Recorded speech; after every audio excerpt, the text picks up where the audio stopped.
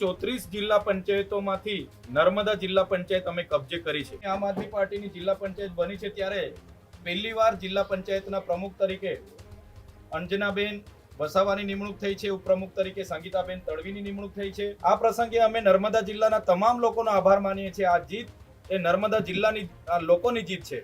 સાથે સાથે વિશ્વાસ આપીએ છીએ, ખાતરી આપીએ છીએ, જે પણ સમસ્યાઓ, જે પણ પ્રશ્નો જેનું નિરાકરણ આજ દિન સુધી નથી થયું એવા તમામ પ્રશ્નોનું નિરાકરણ સત્વરે આવે એ પ્રકારની કામગીરી અમે બધા સાથે રહીને કરીશું। નર્મદા જિલ્લા પંચાયત બેઠક પર આમ આદમી પાર્ટીનો ઐતિહાસિક કબજો જે છે તે યથાવત જોવા મળી રહ્યો છે।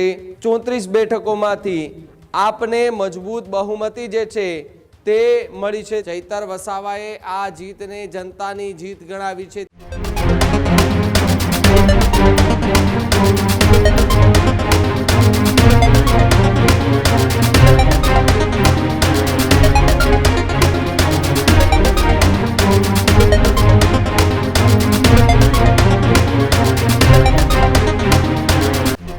નર્મદા જિલ્લા પંચાયત બેઠક પર આમ આદમી પાર્ટીનો ઐતિહાસિક કબજો જે છે તે યથાવત જોવા મળી રહ્યો છે। અંજનાબેન વસાવા જે છે તે જિલ્લા પંચાયતના પ્રમુખ બન્યા છે। સંગીતાબેન તડવી જે છે તે ઉપપ્રમુખ તરીકે ચૂંટાઈને આવ્યા।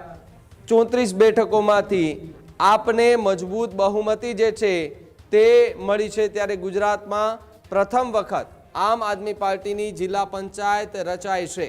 ચૈતર વસાવાએ આ જીતને જનતાની જીત ગણાવી છે। ત્યારે ત્રીજો પક્ષ નહીં ચાલે, આ માન્યતા તોડી તેવી વાત ચૈતર વસાવા કરતા જોવા મળી રહ્યા છે। ત્યારે સ્થાનિક સ્વરાજ્યની ચૂંટણીના પરિણામો બાદ પ્રમુખ ઉપપ્રમુખોની વરણી કરવામાં આવી રહી છે। જ્યાં જેની બહુમતી ત્યાં તેની સત્તા જોવા મળી રહી છે।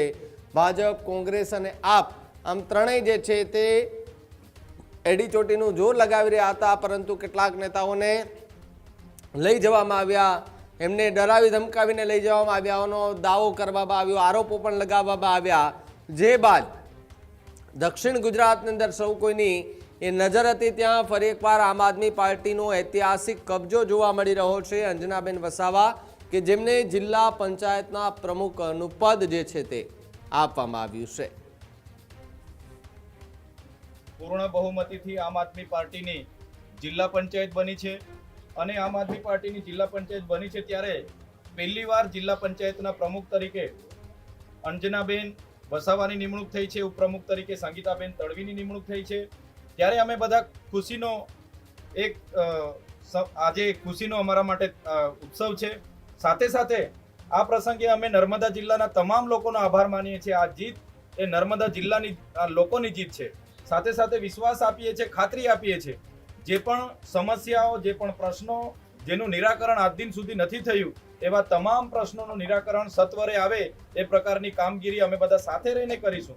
એક ધારાસભ્ય તરીકે મારી પણ જવાબદારી છે। જિલ્લા પ્રમુખ, ઉપપ્રમુખ અને અમારા તમામ સમિતિઓના અધ્યક્ષો બધા સાથે રહીને મંત્રણા કરીને, પરામર્શ કરીને બધા નર્મદા જિલ્લાના છેવાડાના વ્યક્તિનું કામ થાય એ પ્રકારની અમારી કામગીરી હશે। સાથે સાથે હું આપ સૌના માધ્યમથી કહેવા માંગુ છું, આમ આદમી પાર્ટી એટલે કે આપની રાજ નથી પણ આપણું રાજ છે। નર્મદા જિલ્લા પંચાયતમાં આપની સત્તા નથી પણ આપણી સત્તા છે અને બધા જ લોકોને સાથે રાખીને, તમામ વર્ગને સાથે રાખીને લોકોના છેવાડાના વ્યક્તિ સુધી યોજના પહોંચે, એમનો વિકાસ થાય એવું અમારું કામ હશે અને લોકોના સુખ દુઃખમાં સેવામાં તત્પર અમે રહીશું। આજે કેજરીવાલજી પણ આવવાના છે। આ પહેલીવાર અહીંયા નર્મદા જિલ્લામાં અને ગુજરાતમાં આખા જિલ્લામાં જિલ્લા પંચાયત આવી છે, તેને કારણે આવી ગયા છે। ચોક્કસ તમે જોશો, ત્રીજો પક્ષ ગુજરાતમાં નહીં ચાલે એવી જે માન્યતા હતી એ અમે તોડી છે। વિધાનસભામાં અને હમણાં જે સામાન્ય સ્થાનિક સ્વરાજની ચૂંટણી હતી એમાં 500થી વધારે બેઠકો અમે જીતી છે અને 34 જિલ્લા પંચાયતોમાંથી નર્મદા જિલ્લા પંચાયત અમે કબજે કરી છે।